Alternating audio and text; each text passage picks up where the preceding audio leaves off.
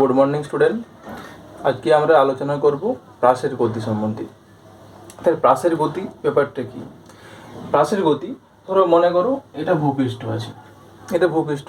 তাহলে ভূপৃষ্ঠ থেকে যদি ভূপৃষ্ঠ থেকে কোনো বস্তুকে উলম্বভাবে উপর দিকে ছুড়ে দাও, উলম্বভাবে উপর দিকে ছুড়ে দিলে, মনে করো এখানে কীভাবে ছুড়লে, তাহলে কিছুক্ষণ দেখা যাবে ধরো এটা ও বিন্দু, যে ও বিন্দু থেকে একটা বস্তুকে উলম্বভাবে উপর দিকে ছুড়ে দিলে, তাহলে সেই বস্তুটা কিছু সময় পরে আবার ও বিন্দুতে ফিরে আসবে, ও বিন্দুতে এটা ফিরে আসবে। এই যে ও বিন্দুটাকে বলা হচ্ছে প্রক্ষেপ বিন্দু। কিন্তু এবার তুমি যদি এটা বস্তুকে এইভাবে না ছুড়ো, উলম্বভাবে উপর দিকে না ছুড়ে তুমি যদি একটু বাঁকাভাবে ছুড়ো, বাঁকাভাবে যদি ছুড়ো মানে কি এরকমভাবে ছুড়ো, তাহলে বস্তুটা কিন্তু আর এই প্রক্ষেপ বিন্দুতে ফিরে আসবে না। সেটা না ফিরে না আসে কি একটা দূরে গিয়ে সেখানে গিয়ে পড়বে। তাহলে এইরকম ব্যাপারটা, তাহলে কি যেখানে যেখানে প্রক্ষেপ বিন্দু যেখান থেকে কোনাটা যাত্রা শুরু করেছিল বা বস্তুটাকে যেখানে ছড়েছিল সেখানে আর ফিরে না আসে আর একটু দূরে গিয়ে পড়ছে। তাহলে এইরকম এই যে এই গতিবেগ, এই গতিটাকে বলা হচ্ছে প্রাসের গতি, বা এই গতিবেগটাকে বলা হচ্ছে প্রাস। তাহলে এরকমভাবে ছোড়ার কারণটা কি? মনে করো এর ছোড়ার কারণ, মনে করো তোমার একটা বন্ধু এখানে তোমার একটা বন্ধু আছে আর তুমি এখানে দাঁড়িয়ে আছো, এখানে তোমার বন্ধু এখানে আছে, এটা তুমি, আর এখানে তোমার বন্ধু দাঁড়িয়ে আছে। এবার একটা বলকে তোমার বন্ধু তোমার কাছে পাঠানোর জন্য কি করবে? উপর দিকে ছুড়ে দিলে কি তার কাছে পৌঁছাবে, তোমার কাছে পৌঁছাবে না। তখন সে কি করবে, একটা এখানে ভূপৃষ্ঠের সাথে একটা কোণ করে এদিকে ছুড়ে দেবে, এদিকে ছুড়লে গিয়ে তোমার হাতে পৌঁছাবে। এরকম আরও কিছু উদাহরণ আছে, যেমন ধরো বর্ষাকে, কোনো যে বর্ষা যদি ছোড়া হয়, তাহলে বর্ষা ছোড়া হয় সেটাও কি একটা অ্যাঙ্গেল করে ছোড়া হয়, এই ভূপৃষ্ঠের সাথে একটা কোণ করে বা অ্যাঙ্গেল করে ছোড়ায়, সেটা কিছু দূরে গিয়ে পড়ে। বা ডিসকাস থ্রো যেটা হয়, একটা বল ছোড়া হয়, সেটাও কি হয় এখান থেকে ছুড়লে একটা দূরত্বে গিয়ে সেখানে পড়ে। তাহলে এইগুলো সবগুলো হচ্ছে প্রাস। তাহলে এবারে এই জিনিসগুলোকে বলা হচ্ছে প্রাস। তাহলে আর এই যে পথটা যে অতিক্রম করছে, এই যে বস্তুটা এই পথ যে অতিক্রম করছে, এটাকে বলা হচ্ছে প্রাসের গতিপথ। যে পথটা বরাবর বস্তুটা বা কণাটা যাচ্ছে সেটাকে বলা হচ্ছে প্রাসের গতিপথ। এরপরে ধরো একটা বস্তু, এটা মনে করো এক্স অক্ষ আছে, এটা আছে ওয়াই অক্ষ। একটা বস্তু ও, এটা হচ্ছে প্রক্ষেপ বিন্দু। এই প্রক্ষেপ বিন্দু থেকে যদি একটা বস্তুকে ছুড়ে দেওয়া হলো, তাহলে ছুড়ে দিলে কি এটা কিছু দূর গিয়ে আবার এখানে পড়বে। তাহলে এই যে এখান থেকেই এই যে বেগটা, এই বেগটা মনে করো ইউ। তাহলে এই ইউটাকে বলা হচ্ছে প্রক্ষেপ বেগ, এই ইউ বেগটাকে বলা হচ্ছে প্রক্ষেপ বেগ। এবং এই যে ও বিন্দুটা, ওইটাকে বলা হচ্ছে, ইউটাকে বলা হচ্ছে কি প্রক্ষেপ বেগ, আর ও বিন্দুটাকে বলা হচ্ছে প্রক্ষেপ বিন্দু। তাহলে এইটা ইউটাকে হচ্ছে প্রক্ষেপ বেগ ইউটা, আর এই বিন্দুটাকে বলা হচ্ছে প্রক্ষেপ বিন্দু।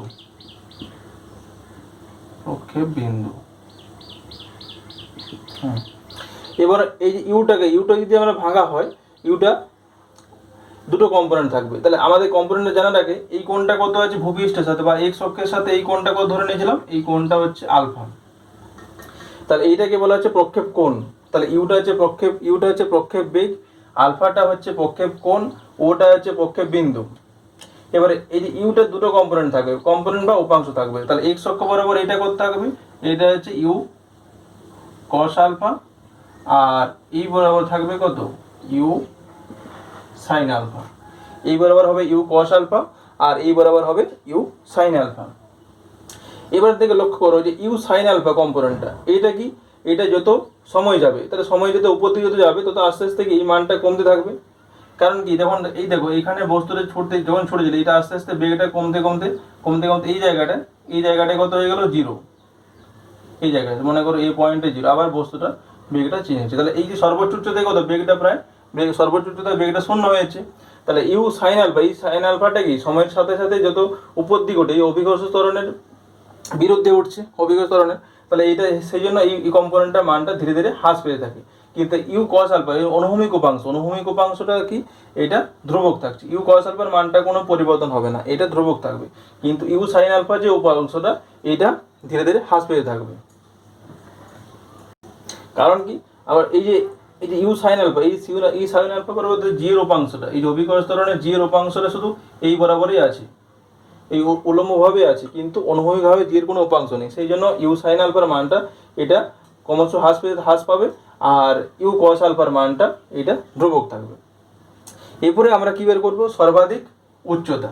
মানে সর্বাধিক উচ্চতা, এই যে ধরো বস্তুটা, এই সর্বাধিক উচ্চতা এটা ধরো এসি, তাহলে এসিটা মানে বস্তুটা এই যে ও বিন্দু যাত্রা শুরু করে এ তে সর্বাধিক বিন্দুতে পৌঁছচ্ছে, তাহলে এ থেকে ভূমি থেকে যে উচ্চতা, এইটা হচ্ছে সর্বাধিক উচ্চতা, এটা আমরা বের করব সর্বাধিক উচ্চতা।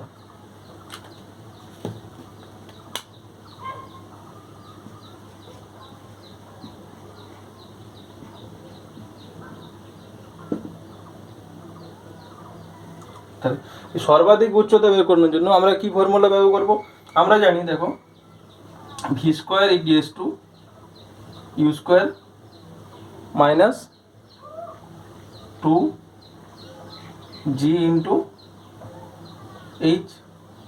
কারণ কি, এটা এই বস্তুর কিন্তু উলম্ব গতির ক্ষেত্রে আমরা সমীকরণ জানি, যেন বস্তুকে উপর দিয়ে ছড়ে দেওয়া হয়, তখন সমীকরণটা কি হয় যে v square equals to u square minus 2g। এটা ভিটা কি অন্তিম বেগ, ইউটা হচ্ছে প্রাথমিক বেগ, জিটা হচ্ছে অভিকর্ষজ ত্বরণ, আর এইচটা হচ্ছে উচ্চতা, কতটা উপরে উঠেছে উচ্চতা। তাহলে আমরা এখানে দেখো ভি এই বিন্দুতে এ পয়েন্টে ভিটা কত, 0। এই যে এ বিন্দুতে কত ভিটার মানটা বা অন্তিম বেগটা কত 0 এ পয়েন্টে। আর প্রাথমিক বেগটা কত, দেখো প্রাথমিক বেগ মানে কত, আমরা উপর দিকে যখন ছুটছি শুধু এই কম্পোনেন্টটাকে নিতে হবে, তাহলে ইউ সাইন আলফা, ইউ এর জায়গায় কি লিখবো ইউ সাইন আলফা, আর এইচ এর জায়গায় কত ক্যাপিটাল এইচ লিখবো, জি এর জায়গায় জি থাকবে, আর ভিটা কত 0। তাহলে আমরা লিখতে পারি 0 স্কোয়ার ইকুয়ালস টু ইউ এর জায়গায় কি বললাম ইউ সাইন আলফা, ইউ এর জায়গায় ইউ সাইন আলফা তার হোল স্কোয়ার মাইনাস 2g, আর এইচ এর জায়গায় কি দেবো ক্যাপিটাল এইচ। তাহলে আমরা কি লিখতে পারি h equals to u square sine square alpha by 2g। তাহলে সর্বাধিক উচ্চতা কত পেয়ে গেলাম আমরা, সর্বাধিক উচ্চতা পেলাম h equals to u square sine square alpha by 2g। এইটা হচ্ছে সর্বাধিক উচ্চতা। এখানে একটা জিনিস মনে রাখবে যে এই যে সাইন আলফা তার হোল স্কোয়ার সমান কিন্তু নয় সাইন স্কোয়ার আলফা। এই যে সাইন আলফা তার whole square not equals to sine square alpha, কিন্তু আমরা লেখার সুবিধার জন্য এটা আমরা লিখি, কিন্তু এটা কিন্তু বা সত্যি একদম ম্যাথমেটিক্যালি কিন্তু এটা কারেক্ট নয়, এটা ম্যাথমেটিক্যালি ঠিক নয় যে সাইন আলফা তার হোল স্কোয়ার নট এটা equals to sine square alpha, এটা কিন্তু ম্যাথমেটিক্যালি ঠিক নয়, কিন্তু আমরা বোঝার সুবিধা বা লেখার সুবিধার জন্য আমরা লিখি যে সাইন আলফা তার হোল স্কোয়ারের জায়গায় লিখি যে সাইন স্কোয়ার আলফা। এরপরে আমরা বের করব যে উত্থিতকাল, মানে এই যে এখান থেকে ও থেকে এ বিন্দুতে উঠতে কত সময় লাগছে, বা ও থেকে এতে গিয়ে এই বি বিন্দুতে পৌঁছাতে কত সময় লাগছে, এই যে ও থেকে এ বিন্দু হয়ে বিতে পৌঁছাতে কত সময় লাগছে এটা বের করব, আর ও থেকে এ বিন্দুতে পৌঁছাতে কত সময় লাগছে সেটা আমরা বের। এরপরে দেখো এই যে ও বিন্দু থেকে এ বিন্দুতে পৌঁছাতে মনে করো সময় লাগছে কত, এই যে ও থেকে এ বিন্দুতে পৌঁছাতে সময় লাগছে কত লাগছে, মনে করো t1 সময় লাগছে ও থেকে এ তে। তাহলে আমরা কি জানি, দেখো ভি ইকুয়ালস টু কি জানি, v equals to u minus gt, এই ফর্মুলাটা আমরা জানি। তাহলে এই ফর্মুলা যদি ব্যবহার করি আমরা কি লিখবো, এইখানে ভি এর জায়গায় কত, এখানে v0, আর ইউ জায়গায় কত লিখবো ইউ সাইন আলফা, আর জির জায়গায় জি লিখবো, আর টি এর জায়গায় কত লিখবো ক্যাপিটাল T1। তাহলে সেটা যদি আমরা লিখি কত পাবো, দেখো 0 ইকুয়ালস টু ইউটা কত, ইউটা ই বরাবর ইউ সাইন আলফা মাইনাস কত জি ইন্টু T1। তাহলে T1 ইকুয়ালস টু কত হবে, T1 equals to you sine alpha by g. T1 কত পাচ্ছি, T1 হচ্ছে যে ও থেকে এ বিন্দু যেতে সময় লাগছে কত T1, তাহলে T1 equals to you sine alpha by G. আবার দেখো কোনাটা এই যে ও থেকে এ তে গেল সর্বোচ্চ বিন্দুতে পৌঁছালো, তারপরে পৌঁছানোর পরে কি হবে, আবার বস্তুটা এখানে বি বিন্দুতে নেমে আসবে। তাহলে এই যে এখান থেকে ও থেকে বি বিন্দু যখন নামছে, দেখো ও বিন্দুর সাপেক্ষে বি বিন্দুর উচ্চতা, ও বিন্দুর সাপেক্ষে বি বিন্দুর উচ্চতা কত? 0। কারণ এই যে একই অনুভূমিক তল, এটা পুরো একই অনুভূমিক তল, একই অনুভূমিক থাকার জন্য কি ও বিন্দুর সাপেক্ষে বি বিন্দুর উচ্চতা কত? 0। তাহলে ও বিন্দুর সাপেক্ষে বি বিন্দুর উচ্চতা 0। তাহলে আমরা একটা সূত্র জানি কি, যে এইচ ইকুয়ালস টু কত? H equals to ut minus half gt square, এই ফর্মুলা জানি। তাহলে এই ফর্মুলা অনুসারে এখানে এইচটা কত? এর সাপেক্ষে, ওর সাপেক্ষে বি এর উচ্চতা কত? 0। তাহলে এটা আমরা লিখতে পারি, দেখো এই যে সাপেক্ষে আমরা কত লিখতে পারি? 0 ইকুয়ালস টু, আর ইউ কত লিখবো আমরা এখানে? ইউ এই বরাবর, দেখো এই বরাবর ইউ কত? সাইন আলফা ছিল, তাহলে ইউ সাইন আলফা ইন্টু কত? আর মনে করো এই যে ও থেকে এ হয়ে বিতে যেতে সময় কত লাগছে? টি সময় লাগছে। ও থেকে এ হয়ে বিতে এই পুরো পথটা যেতে সময় লাগছে কত? টি সময়। তাহলে আমরা এখানে সময়টা টি, স্মল টির জায়গায় কি লিখে দেবো? ক্যাপিটাল টি মাইনাস কত? হাফ জি ক্যাপিটাল টি স্কোয়ার। তাহলে এখান থেকে আমরা কি লিখতে পারি? যে হাফ জি ক্যাপিটাল টি তার square equals to you sine alpha into T. তাহলে টি ইকুয়ালস টু কত? ইউ সাইন আলফা, টুটা উপরে উঠেছে twice U sine alpha by G. তাহলে দেখো টি1 আমরা কত পেয়েছিলাম? এই দেখো টি1 ইকুয়ালস টু কত? U sine alpha by G পেয়েছিলাম। টি1 ইকুয়ালস টু মানে ও থেকে এ পর্যন্ত পৌঁছাতে সময় টি1, যে টি1টা কত হয়েছিল? U sine alpha by G. আর পুরো পথটা যেতে কত সময় লাগছে? Twice U sine alpha by G. মানে ও থেকে এ হয়ে বি পর্যন্ত যেতে সময় লাগছে কত? Twice U sine alpha by G. তাহলে আমরা এখানে কি লিখতে পারি? যে টি ইকুয়ালস টু কত? Twice T one. T equals to কত? Twice T one. এর অর্থটা কি?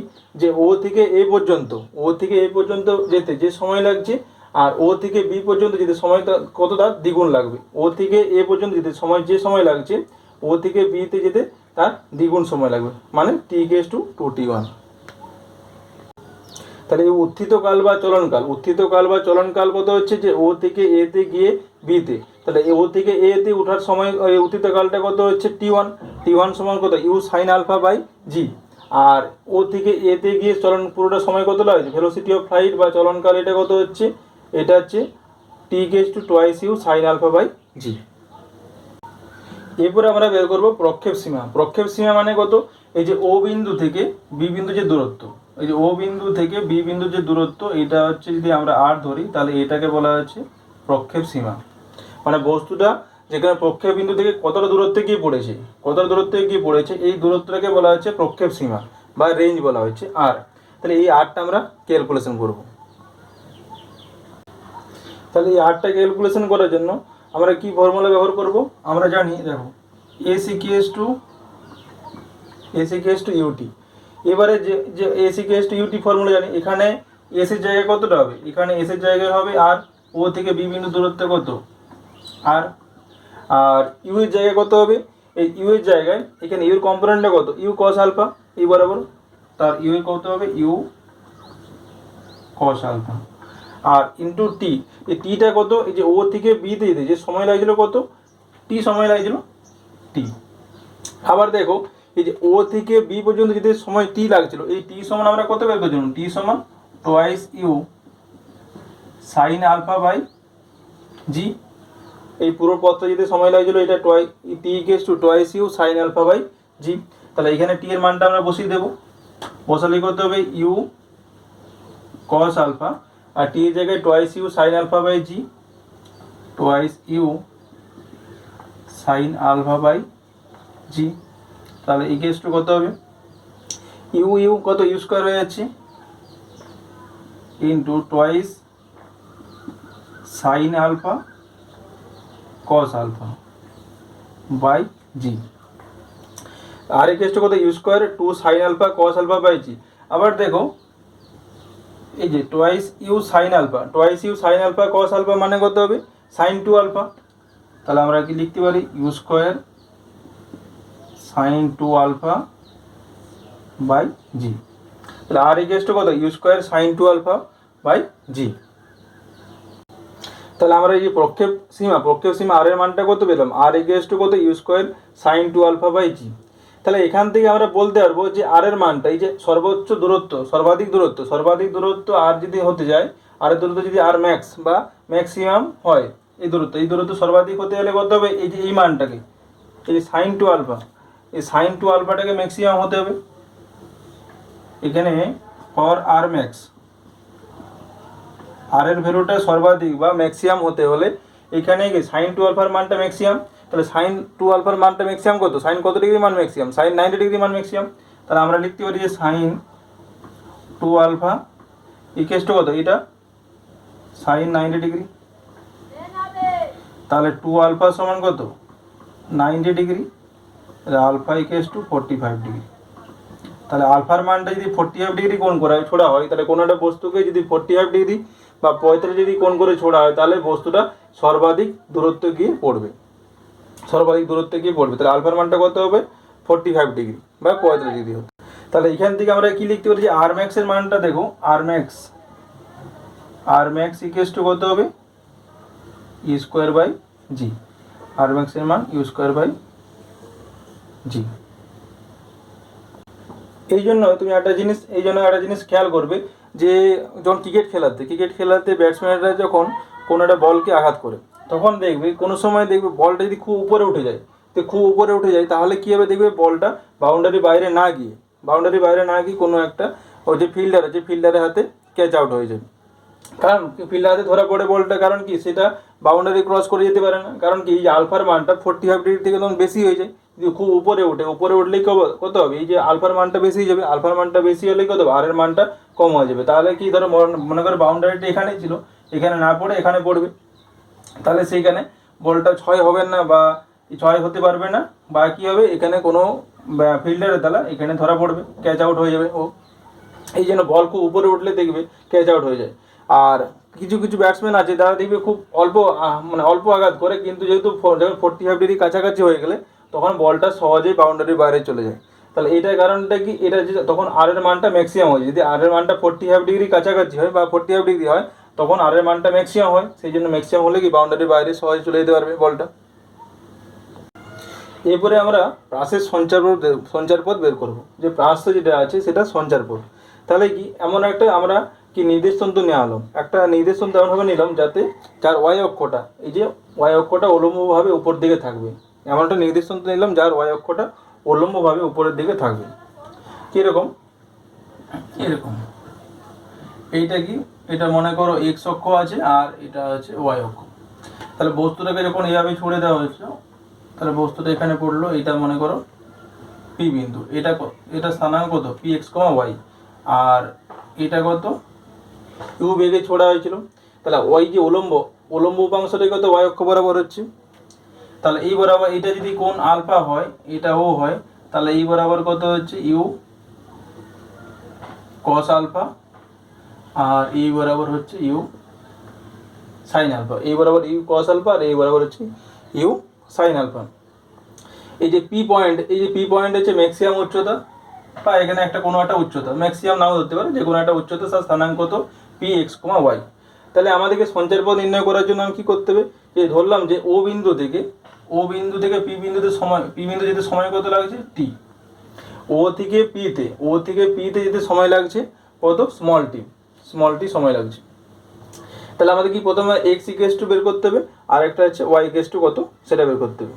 তাহলে ওয়াই ইকুয়াল টু কত বেরোবে, দেখো ওয়াই ইকুয়াল টু ফর্মুলা কি আমাদের, একটা ফর্মুলা এইচ ইকুয়াল টু কত ut minus half gt square, একটা ফর্মুলা জানা আছে। এইচ ইকুয়াল টু কত ut minus half gt square, এই ফর্মুলাটা জানা আছে। তাহলে এইচের জায়গায় আমরা যদি ওয়াই অক্ষ বরাবর ধরে নিয়েছি, তাহলে এইচের জায়গায় আমরা কি ওয়াই ধরবো, তাহলে ওয়াই ইকুয়াল টু ইউ এর জায়গায় কত হবে ইউ সাইন আলফা ইন্টু কত সময়টা কত হবে, সময়টা টি আছে, তাহলে ইউ সাইন আলফা ইন্টু টি মাইনাস কত হাফ জি টি স্কোয়ার, মনে করো এটা 1 নম্বর। তাহলে কি এখানে কোণাটায় কত যে পি আছে পি পয়েন্টে, তাহলে পি পয়েন্ট ও থেকে পি দিতে সময় লেগে টি, তাহলে টি এর এই যে ওয়াই অক্ষ বরাবর ওয়াই মানে ওয়াই এর মানটা কত হবে, এই যে ওয়াই এর মানটা আমরা h equals to ut minus half G T square এই ফর্মুলা থেকে আমরা লিখতে পারি যে এইচ এর জায়গায় এটা কত আমরা এই ধরেছিলাম। আবার দেখো হিসাব অনুযায়ী এটা কত, এইচ মানে এটাতে ওয়াই ও, এই যে পি এটা মনে করো পয়েন্টের নাম হচ্ছে ধরো বি, এটা সি, তাহলে এই পিবি যে পয়েন্টটা, যে পিবি যে পয়েন্ট,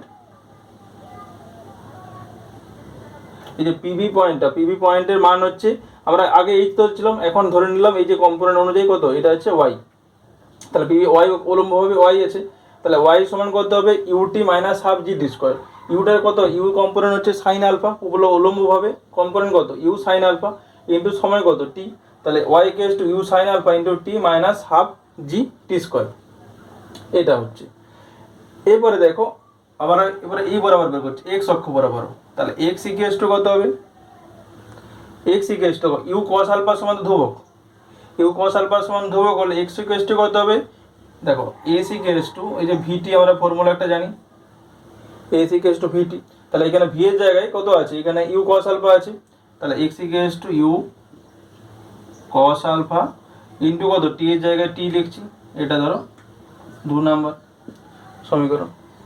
তাহলে এখান থেকে আমরা কত লিখতে পারি যে টি ইকুয়ালস টু কত, টি ইকুয়ালস টু দেখো x by you cos alpha, x by you cos alpha, তাহলে টি ইকুয়ালস টু কত পেলাম x by you cos alpha. এবারে এই মানটা এটা 2 নাম্বার না দিয়ে এটাকে 2 নাম্বার দেবো, 2 নাম্বার, তাহলে এই যে 1 নাম্বার থেকে 1 নাম্বার সমীকরণে এই যে টি এর জায়গায় কত X by you cos alpha এই মানটা যদি বসাও তাহলে কত পাচ্ছ দেখো, from one Y equals to কত হবে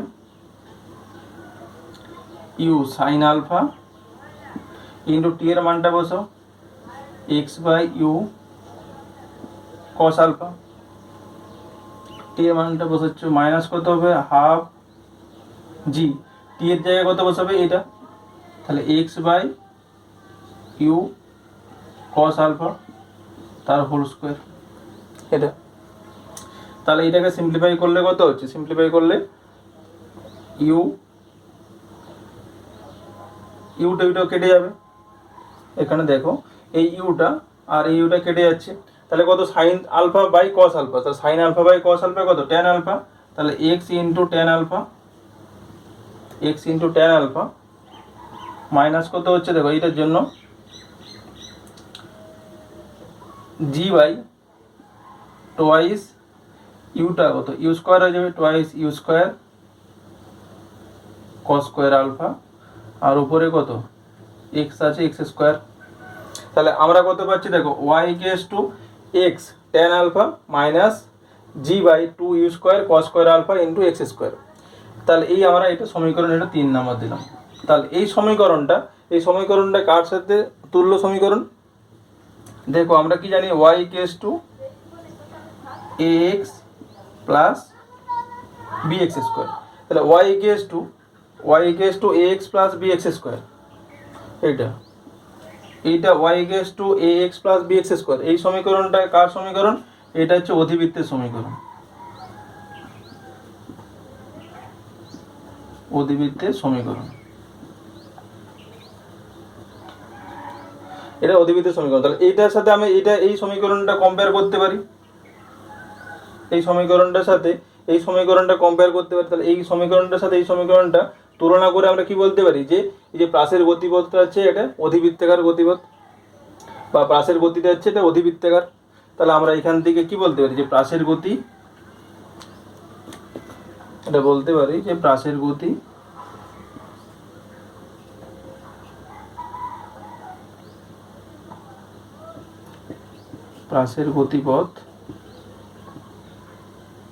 প্রাসের গতিপথটি হলো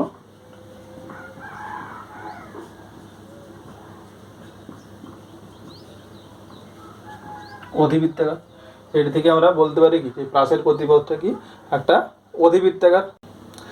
এরপরে একটা প্রবলেম দেখো, এখানে প্রবলেম একটি ঢিল ভূপৃষ্ঠ থেকে 14 মিটার পার সেকেন্ড বেগে অনুভূমিক দিকের সঙ্গে 60 ডিগ্রি কোণে উপর দিকে ছোড়া হলো, তাহলে একটি ঢিল কি ভূপৃষ্ঠ থেকে এরকম একটা ভূপৃষ্ঠ আছে মনে করো, ভূপৃষ্ঠ, এই ভূপৃষ্ঠ থেকে একটা ঢিলকে এইভাবে 60 ডিগ্রি কোণ করে ছোড়া হলো, এটা ইউ আছে মনে করো, 60 ডিগ্রি কোণ করে ছোড়া হলো, উপর দিকে ছোড়া হলো, এবং ঢিলটি কত উচ্চতা পর্যন্ত উঠবে এবং কত দূরে এসে ভূপৃষ্ঠে আঘাত করবে। তাহলে এখানে এইভাবে কি এখানে ধরে পড়ছে, এটা ও বিন্দু, এটা এ বিন্দু, এটা সি, এটা মনে করো বি বিন্দু। তাহলে এখানে বের করতে হবে কি এসি বের করতে হবে। ঢিলটি কত উচ্চতা পর্যন্ত উঠবে বলা আছে, এখানে ঢিলটি কত উচ্চতা পর্যন্ত উঠবে মানে কত, এসিটা বের করতে হবে। এসি মানে এইচ ইকুয়ালস টু কত, আর কি বের করতে হবে যে কত দূরে এসে ভূপৃষ্ঠে আঘাত করবে, তাহলে কি এই ওবিটা বের করতে হবে। তাহলে এখানে দুটো জিনিস বের করতে হবে, যে কতটা উপরে উঠবে মানে এসিটা কতটা উচ্চতা পর্যন্ত উঠবে, এইচ এসিটা বের করতে হবে মানে এইচটা, আর কত দূরে এসে ভূপৃষ্ঠ আঘাত করবে মানে ওবিটার মান বা আর এর মানটা বের করতে হবে। তাহলে আমরা আগেও তো ক্যালকুলেশন করে বের করলাম কত, এইচ এর মানটা কত হয়, h equals to u square sine square alpha by 2g। তাহলে এখানে কত আমরা আগে বের করেছিলাম কত, সর্বাধিক উচ্চতা, এটা হচ্ছে সর্বাধিক উচ্চতা,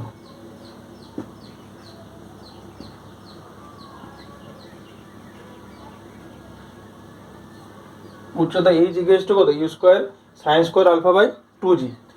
এইপরে দেখো এখানে আলফাটা কোনটা, এইটা হচ্ছে আলফা, এই কোনটা হচ্ছে আলফা সমান 60 ডিগ্রি দেওয়া আছে। আর ইউটা দেখো, ইউটা কত, ইউটা এখানে বলা আছে কত 40, ইউটা আছে 14 মিটার পার সেকেন্ড। এই ইউটার মান হচ্ছে 14 মিটার পার সেকেন্ড, প্রাথমিক বেগটা 14 মিটার পার সেকেন্ড। মানগুলো বসাও, ইউ এর মানটা কত 14 তার square into sine square alpha আছে, তাহলে কত হবে সাইন 60 ডিগ্রি তার whole square by 2 into g এর মানটা কত 9.8 বসাও, তাহলে কত হচ্ছে 14 ইন্টু 14 ইন্টু সাইন 60 ডিগ্রি মান কত √3/2 তার হোল স্কোয়ার বাই কত 2 ইন্টু 9.8। তাহলে এটা ইকুয়ালস টু কত আসবে 14 ইন্টু 14 ইন্টু √3 কত হবে 3 বাই কত 2 ইন্টু 4 ইন্টু 9.8। এটা করলে কত হবে, ক্যালকুলেশন করলে এটা নিয়ারলি ইকুয়ালস টু 7.5 মিটার। তাহলে সর্বাধিক কত উচ্চতা উঠবে, সর্বাধিক উচ্চতা এসির মানটা কত 7.5 মিটার।